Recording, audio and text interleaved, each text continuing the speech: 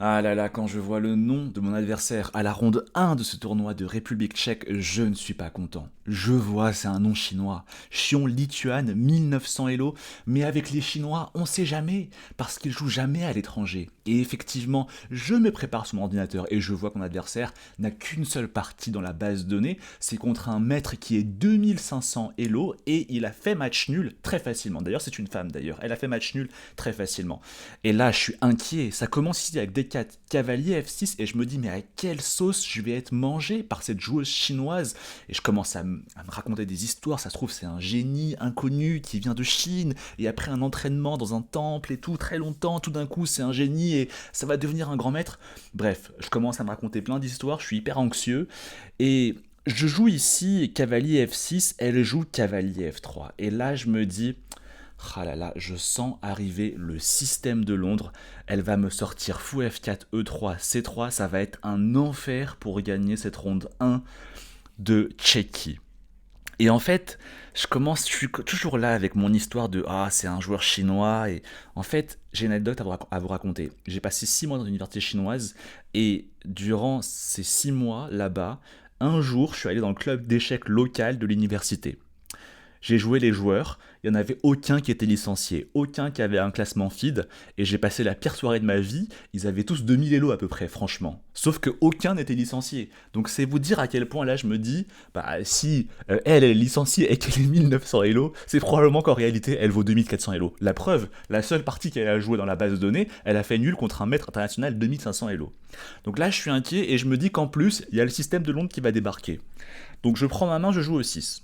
Et bien sûr, Lituan qui se gêne pas pour faire fou F4. Et là, je me dis, oh là là, ça va être un calvaire cette partie. Je joue ici C5 en me disant, ça se trouve, elle va jouer E3, le coup principal, et au moins je pourrais prendre, et ça va amener une structure de pion qui va être déséquilibrée. Et ça, j'aime pour essayer de gagner cette partie. Sauf que là, bien sûr, Lituan, qu'est-ce qu'elle fait? Elle joue C3, et je me dis, bon bah voilà, enfin, c'est clair, hein, ça annonce la couleur. Surprise, elle veut reprendre du pion C, et comme ça, position symétrique, et moi je dois me débrouiller pour essayer de gagner la partie. Bon, là je me dis, c'est pas grave, hein, on arrête Julien, on prend le centre, D5, hein, E3, je joue ici fou D6 pour développer mon fou, elle joue fou G5. Bon, pour garder ce petit clouage, garder les pièces, garder le fameux fou du système de Londres. Je joue KS6, je développe mes pièces, fou D3, et là je me dis, ok, je pourrais probablement roquer tranquillement. C'est probablement un coup que j'aurais joué contre un grand maître, par exemple. Mais je me dis, bon, il faut qu'on gagne cette partie. Hein. Parce que si on fait match nul contre un 1900 Elo à la ronde 1, après, on va enchaîner les parties contre les joueurs moins forts, et après, ça va être un Indien, un Arménien, quelqu'un d'Azerbaïdjan, et on va enchaîner les joueurs sous-classés. Donc je me dis, ok, mettons le feu sur l'échiquier, Dame B6, attaque B2, ça crée un petit peu, une petite tension, quoi. Ici, Lituan qui réfléchit et qui joue Dame B3 pour défendre le pion B2 indirectement. Et là, c'est ma première grosse réflexion. Je commence à me dire, attends, mais c'est bizarre, il y a peut-être ces quatre petites fourchettes. Elle doit prendre ici en B6, et je fais apprend B6. Et je commence à me dire, attends, mais j'attaque le fou. Elle va en C2, et peut-être que je joue B5, B4, ça a l'air intéressant, et je me dis, cette finale, elle est peut-être pas claire pour moi. Mais je me dis, ah, je suis pas sûr, parce que peut-être elle va prendre, et après elle va jouer cavalier BD2, pousser E4, et finalement je trouve qu'elle est pas si mal, moi j'ai une mauvaise structure avec les pions F doublés, ah, et je suis pas vraiment sûr. Et donc je me dis, ok, peut-être qu'on peut menacer la fourchette, mais sans lui donner l'option dame prend B6, et je joue ici dame C7. Idée, maintenant je menace la fourchette, et elle a pas dame B6 pour sauver sa dame.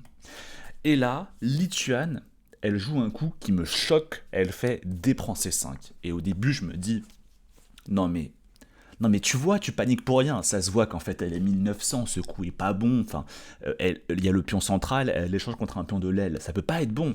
Donc je suis hyper content, je fais fou prend C5, et là elle enchaîne avec cavalier BD2. Et là je comprends tout de suite en fait que D prend C5 c'était un excellent coup. Parce que qu'est-ce qu'elle va faire? Elle va pousser E4, elle va tout échanger, et encore une fois, ultra solide, et ça va faire match nul. Et là, je commence à réfléchir, 5 minutes, 10 minutes, 14 minutes, et je me dis, mais comment on met le feu dans cette position pour essayer un petit peu de gagner? Et là, j'ai une idée. Je me dis, attends, peut-être qu'on peut jouer H6, Ça a l'air un peu bizarre, parce qu'elle peut prendre et doubler mes pions, mais je me dis, je la vois venir, Lituane. En fait, elle joue la muraille de Chine. Elle est ultra solide et elle joue le match nul à fond, parce qu'elle n'est pas favori au niveau du classement. Et donc je me dis, je pense qu'elle a peur de créer un déséquilibre au niveau de la position. Et donc je me dis, bon bah, au moins fou prend F6, G prend F6, il y a un déséquilibre. Ok, j'ai une mauvaise structure, mais j'ai la paire de fou, et au moins ça joue. Et donc je me dis, je la vois venir, elle va probablement jouer fou H4, et là je me dis, ah, mais sur fou H4, maintenant, j'ai peut-être ici le coup G5. Parce qu'en fait, mon idée, c'est j'aimerais beaucoup jouer E5 pour prendre tout le centre, mais le problème, c'est qu'elle élimine mon cavalier, et après, le pion D5 n'est plus défendu, et il dame prend D5. Et donc, je me dis, peut-être que sur fou H4, je peux jouer G5, et sur fou G3, maintenant E5. Parce qu'elle ne peut plus éliminer mon cavalier, et ensuite récupérer le pion D5. Et donc là, je vois cette position et je me dis, là pour le coup, c'est ultra déséquilibré, c'est parfait, on va jouer ça. Après 14 minutes de réflexion, je joue ici H6. Et là, Lituane, elle joue fou H4. J'ai fini par comprendre son style. Elle joue le match nul et elle joue ultra solide, très typique des joueurs chinois. Et là, je me dis, ok, let's go, on va balancer G5. Mais je commence à regarder G5 et je me dis, attends, mais G5, fou G3, E5, et je me dis, attends, mais il n'y a pas cavalier D4 ? Cavalier D4, incroyable. En fait, je peux pas manger sous cavalier parce que madame, elle est en l'air. Et en fait, elle va prendre cette case F5 et je commence à me dire que j'aime pas du tout ma position. J'aime pas du tout ma position. Et là, je réfléchis 5 minutes, 10 minutes, 13 minutes. Et je me dis, en fait, ça se trouve, je suis moins bien là. À force de vouloir jouer avec le feu, peut-être que je me suis un peu brûlé là. Et du coup, je me dis, bon bah, limitons la casse, dame B6, on repropose l'échange de dames. Je vous avoue, j'ai aucune idée de un peu ce que je fais là, j'ai fait dame C7, et puis maintenant je refais dame B6, mais la position reste solide, et je me dis, ça fait quelques tournois que l'objectif numéro 1, Julien, c'est de jouer plus vite, et des fois, les échecs, c'est un combat de rue. C'est pas celui qui a fait un chef-d'œuvre depuis le début, et qui a joué que des coups parfaits. Hein, des fois, la partie, elle est sale. Et là, c'est un peu sale ce que je fais. Dame C7, et puis finalement Dame B6, et H6, mais je sais pas trop pourquoi. De base, je voulais jouer G5, mais finalement, je le joue pas. Mais c'est pas grave, c'est un combat de rue. Il faut juste. Il t'envoie la balle, tu renvoies la balle. Donc Dame B6. Et là, Lituane, elle s'endort. Longue réflexion de Lituane, et après sa longue réflexion, et ici, elle joue Dame prend B6. Je suis un peu surpris de ce coup parce que je me dis que rien ne l'obligeait à échanger les dames, mais je comprends parce que je me dis, style de jeu très solide. Ok, je prends ici du fou. Bien sûr, je suis toujours un peu dégoûté parce que je me dis, je vois pas trop comment cette position je vais la gagner parce que c'est tellement solide côté blanc. Elle joue fou G3. Et là, je joue petit pour mettre Laurent en sécurité, et là, elle joue cavalier E5. Et là, tout d'un coup, j'ai les papilles qui se réveillent. Je me dis, il y a potentiellement de quoi déséquilibrer la position ici. Je me dis, attends, mais cavalier E5. Cavalier H5, je lui prends la paire de fou. Qu'est-ce qu'elle fait sur cavalier H5 ? Si elle joue fou H4, le cavalier E5 n'est plus défendu, et si elle ne fait rien, je lui mange la paire de fou. Ok, c'est pas grand-chose, mais c'est déjà ça. Et là, je me dis, le seul moyen pour elle de conserver la paire de fou, c'est de manger en C6. Je peux pas manger parce que, attention, échec intermédiaire, et après elle récupère en G3, elle a une pièce de plus. Donc je dois manger, je calcule ça. Et là, je me dis, ok, elle va aller en E5, mais je me dis, je continue à attaquer le fou avec F6. Du coup, elle doit venir en D6. Et là, je me dis, oui, mais j'attaque le fou encore, avec tour D8. Et je me dis, bon, bah, elle doit aller en A3. Et au début, je suis ultra content. Je me dis, j'ai une position magnifique avec le centre, etc. Mais tout d'un coup, je me rends compte que j'ai un gros souci. Ce cavalier en H5 qui risque de se faire enfermer par G4. Et donc là, je me dis, ok, je dois jouer F5 pour récupérer un peu le centre, empêcher sa poussée E4 et aussi empêcher G4 qui gagnerait le cavalier H5. Et après, je recycle le cavalier. Et je me dis, cette position, elle est probablement égale, mais au moins, c'est déséquilibré et au moins ça joue. Je vois ça, je suis ultra content. Ici, je prends ma main, je joue cavalier H5. Lituane qui prend ici en C6, B prend C6 et qui fait ici fou E5 comme prévu. Je joue F6, fou D6, tour D8. Et là, coup de tonnerre dans la position, Lituane qui joue fou E7. Et là, je me dis, elle est quand même forte cette Lituane. Hein. Parce que pour un 1900, c'est quand même assez subtil. Son idée, c'est quoi? C'est que si je vais en E8, elle revient en D6 et finalement, c'est une proposition nulle implicite qu'on pourrait répéter comme ça les coups. Donc voilà, je la vois arriver. De toute façon, c'est ce qu'elle veut depuis le début, Lituane. Et si je veux pas lui permettre de revenir en D6 et que je joue tour D7, elle va en A3. Et maintenant, quand je fais mon F5 pour pas perdre mon cavalier avec G4, le problème, c'est que son cavalier débarque en F3 puis en E5 et elle gagne un temps sur la tour D7. Et c'est pour cela qu'elle a joué fou E7, pour attirer ma tour en D7. Comme ça, elle gagne un temps quand elle met le cavalier en E5. Et donc je me dis, ah là là, elle est forte quand même, Lituane. Mais je me dis, bon bah ok, j'accepte, j'avoue, t'as bien joué. Je joue tour E8, fou D6, et je joue F5, j'accepte d'avoir la tour peut-être un peu moins bien placée en E8 qu'en D8. Sauf que là, Lituane, elle prend sa main, elle joue fou E5, et là je me dis, qu'est-ce qu'elle fait? Mais qu'est-ce qu'elle fait? Je me dis, c'est ça, elle enfreint, elle respecte pas la loi. C'est interdit par la loi. Je veux dire, son roi est toujours au centre, elle n'a pas encore mis le roi en sécurité, ses pièces sont pas particulièrement développées, et elle rejoue une pièce une deuxième fois comme ça dans l'ouverture. Je me dis, j'aime pas du tout ce qu'elle fait.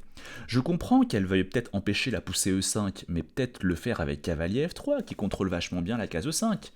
Et je me dis, il y a peut-être une opportunité ici. Fou E5, je commence à me dire, mais attends, j'ai peut-être pas de cavalier F6, recyclage du cavalier qui sert à rien de toute façon sur le bord de l'échiquier, et après je viens venir en D7 et je vais lui prendre la paire de fous. Soit je lui prends le fou, soit elle s'en va, mais après je pousse 5. Donc je joue ici cavalier F6. Et là, Lituane, moment très critique de la partie, elle joue fou E2. Et je me dis, mais vraiment, elle respecte pas du tout les principes de l'ouverture là. Elle joue 10 000 fois les mêmes pièces dans l'ouverture. Sauf que je comprends son idée. Je me dis, en fait, c'est peut-être de la prophylaxie contre cavalier D7. Parce que si je joue cavalier D7, elle veut probablement jouer fou H5 qui attaque ma tour.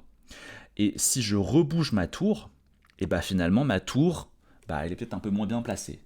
Elle va peut-être pouvoir rebouger et finalement, bon bah elle a attaqué ma tour quoi. Mais je me dis, attends. Là je commence à m'exciter énormément, je me dis, attends. Je suis sûr que sur cavalier D7, elle veut jouer fou H5. Mais il n'y a pas cavalier prend E5 par hasard. Elle récupère la tour, mais j'ai fou A6. J'attaque son fou. Elle doit sauver son fou. Où va le fou? Il va en H5. Et là, je me dis, attends, mais il n'y a pas cavalier D3 échec. Si roi D1 fourchette, je récupère ma tour avec des pions de plus. Si elle va en E2, échec, double échec, et je gagne le fou H5 avec une pièce de plus. Et donc je me dis, elle doit aller en F1. Mais je me dis, attends, mais j'ai encore cavalier F4. Échec. Seul moyen pour elle de pas perdre le fou H5, c'est fou E2. Et là, je me dis, ah mais mince, il y a fou E2. Oh là là, elle a tellement de chance parce qu'elle a rien vu. Et je me dis, attends, si je fais fou prend E2, le problème c'est roi E1. Et en fait, le fou est attaqué est défendu par le cavalier, mais le cavalier est attaqué par le pion E3, donc le cavalier doit bouger. Et quand il va bouger, je perds le fou E2. Donc je me dis, ah, je suis obligé de prendre du cavalier. Mais là, je me dis, attends, mais il y a peut-être roi E1 pour s'enlever du vis-à-vis avec le fou. Et le problème, c'est que mon cavalier E2 ne ressort plus et je risque de le perdre. Et je me dis, ok, sur roi E1, qu'est-ce que je fais? Et là, je me dis, peut-être que je peux juste jouer F4 et finalement, je vois pas du tout comment elle attaque davantage le cavalier. Et là, je me dis, ok, peut-être qu'elle a C4 quand même, parce qu'elle coupe la défense du fou du cavalier E2. Mais là, je vois qu'il y a D prend C4, roi prend E2, C3, et c'est sûr que je récupère quand même le cavalier D2. Et là, j'ai quand même 2 fous pour la tour, je suis gagnant. Donc je vois cette séquence incroyable, et je me dis, ah, j'espère qu'elle va tomber dans le piège. Là, je prends ma main, je joue cavalier D7, et la Lituane qui prend sa main, et joue fou H5. Ah là là, là, je suis excité. Cavalier prend E5, fou prend E8, fou A6. Là, je vois sa tête. Elle est dégoûtée. Elle est dégoûtée, ça me fait de la peine, mais je suis quand même content. Et il fait fou H5, cavalier D3, roi E1, cavalier F4, fou E2, cavalier prend E2, C4, D prend C4, roi prend E2, C3, C prend D2, roi prend A2. Tout était forcé. Et là, je me dis, ok, il faut être précis là, comme Carlsen, Julien. Il ne faut pas lui laisser une chance là. C'est pas fini. Donc je me dis, ok, Elle a 2 tours, j'ai une tour. Donc elle a intérêt à ce que les colonnes soient ouvertes. Moi, j'ai intérêt à ce que les colonnes soient fermées. Donc je me dis, on va venir lui planter un fou en D3 avec un pion en E4, et comme ça, aucune de ces tours ne pourra s'activer. Donc je joue ici E5. Fou à 5 échecs. E4. Et ça y est, je viens planter mon fou en D3, je ferme les colonnes. Mais par contre, les diagonales sont ouvertes. C4, B4. Et là, je me dis, ok, peut-être que je peux prendre, roi prend, tour B8, roi A4, et je me dis, c'est pas clair, et j'ai quand même ouvert les colonnes. Et donc je me dis, attends, tu sais quoi? Je pense que il n'y a même pas besoin de réfléchir. Je joue fou D8, et je vais replacer le fou en F6. Elle joue tour D1, parce qu'en fait, je menace fou F6, et sa tour n'aurait plus de cases. Donc elle joue tour C1, comme ça sur fou F6, elle peut venir en C1. Et là, encore une fois, je me dis, attends, peut-être que je peux jouer C3, puis C2, etc. Et roi B3, et peut-être C2, mais sur C2, je me dis, attends, peut-être qu'elle peut prendre, et elle prend, j'ai une pièce de plus, mais sa tour commence à s'activer, elle a un pont de plus à l'aile dame, pourquoi jouer ça? Je me dis, et là, en fait, je commence à calculer ces lignes, et je me dis, non mais attends, Julien, mets-toi à la place de Lituane. Lituane. Si c'était à Lituane de jouer au prochain coup, qu'est-ce qu'elle fait? Et tout d'un coup, j'ai une révélation. Je me dis, mais attends, mais si je suis à la place de Lituane au prochain coup, je n'ai aucun coup. Ses tours sont bloqués par mes fous. Si elle avance ses pions, ça va affaiblir son roi. Son roi, il peut même pas bouger d'une seule case. Donc je me dis, en fait, Lituane, si elle devait jouer au prochain coup, elle jouerait H3 ou G3. En fait, elle peut rien faire. Et donc je me dis, pourquoi commencer à complexifier la position? Je vais juste mettre une tour en B8, balancer à 5, comme ça quand elle fait B prend A5, je fais tour B2 et c'est abandon. Donc je joue ici tour B8. Et là, Li Chan, elle est dégoûtée. Elle comprend qu'elle n'a aucun coup, donc elle joue H3. Et là, je joue à 5, et l'aile dame explose, son roi va se faire mater, et Li Chuan, qui ici abandonne, victoire à la ronde 1 de République tchèque.